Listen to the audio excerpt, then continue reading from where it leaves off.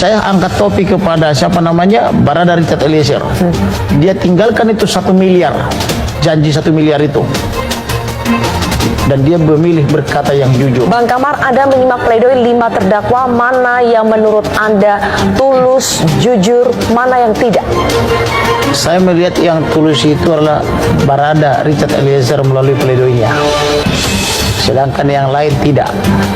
Alasannya, Barada Richard Eliezer itu adalah berasal daripada Kesatuan Brimob atau resimen polisi. Di sana yang berlaku itu adalah perintah komandan, karena mereka itu pasukan elitnya polisi, dan di sana tidak diajarkan untuk melawan kepada pimpinan, tapi yang diajarkan kepatuhan, karena mereka itu pasukan tempur sama dengan kombatan. Di dalam kombatan, seorang prajurit tidak boleh mengatakan tidak kepada perintah pimpinan. Apabila dia melawan perintah pimpinan, itu sebenarnya melawan hukum, dan dia berhak dieksekusi karena dianggap menjadi membahayakan kesatuannya. Di dunia ketentaraan juga begitu. Jadi menurut saya, Barada Richard Eliezer itu adalah satu-satunya yang paling tulus di dalam membuat pledoinya, di dalam memberi keterangan. Kalau yang lain? Yang lainnya masih kepura-puraan. Misalnya apa pura-puranya? Misalnya Perdi Sambo ya. Perdi Sambo ini kan dalangnya. Kalau dalam dunia pewayangan dia dalang.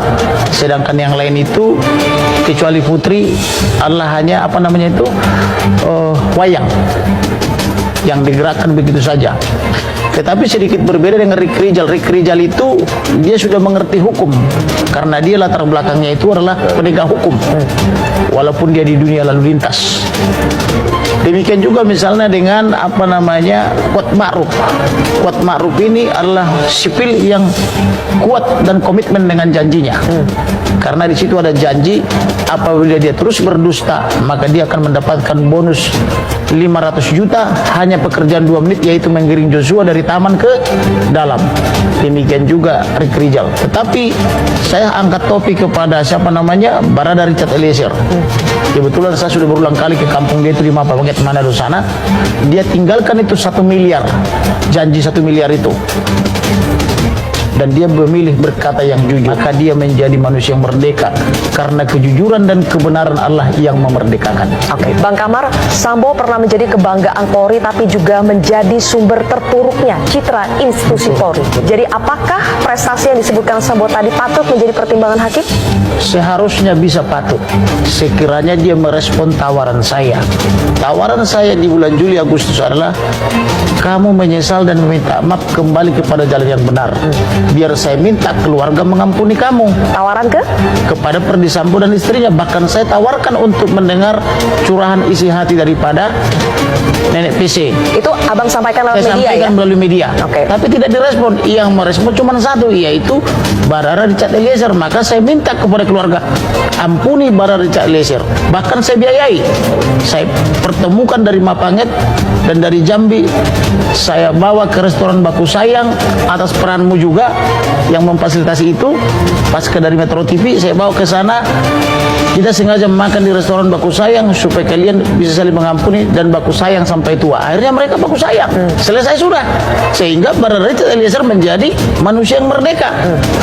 Tinggal kepada Tuhan, bagaimana sikap Tuhan kepada dia. Saya yakin Tuhan pun sangat suka dengan pertobatan orang jahat kembali kepada jalan yang benar. Kembali lagi ke Verdi Sambo. Tetapi Verdi Sambo tidak mau merespon. Dia terus memfitnah orang mati. Seolah-olah dia adalah pelaku kejahatan, tapi dia seolah-olah malaikat, kan begitu.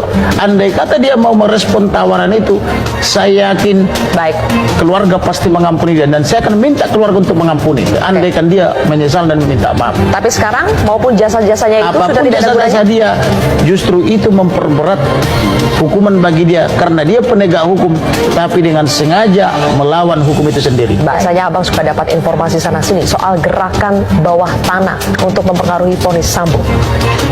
Jadi gerakan bawah tanah itu ada. Bahkan yang pertama kali mengalami itu dalam kasus ini saya. Berapa banyak bintang-bintang yang datang ke kantor saya, termasuk mengatur pertemuan di luar, bahkan menjanjikan hal-hal yang besar.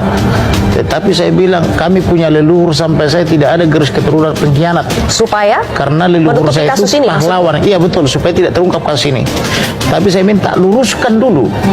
Setelah lurus nanti siapa pelakunya, siapa korban, siapa saksi, nanti akan saya bantu, saya pertemukan dengan keluarga Brigadir Joshua dan saya minta memaafkan. Kalau sudah lurus. itu di awal ya. Di awal, Yang di bulan sekarang Juli. bagaimana Bang Kamarudin? Yang sekarang juga sama saja. Modusnya begini. Mereka pakai teori manajemen ular. Manajemen Pegang ular. kepala, bodi atau perut sampai ekor itu ngikut.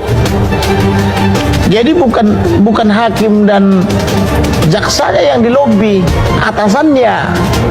Dan saya punya rekaman tentang itu. Kalau berkenan diperdengarkan nanti, kita ambil momen tersendiri karena agak panjang rekaman itu.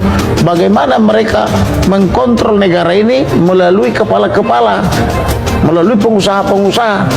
Orang saya aja dijanjikan kok, kalau saya datang misalnya ke satu tempat, saya dapat satu lantai gedung berikut dengan klin-klinnya disiapkan. Ibaratnya itu kebun sawit, tinggal metik pohonnya aja. Ada kepentingan Tinggal apa? metik Ada buahnya kepentingan aja. apa kepala ini? Ya kepentingannya adalah ada karena dia mendapatkan sesuatu, hadiah atau janji yang bertentangan dengan kewajibannya, maka dia tinggal tekan ke bawah.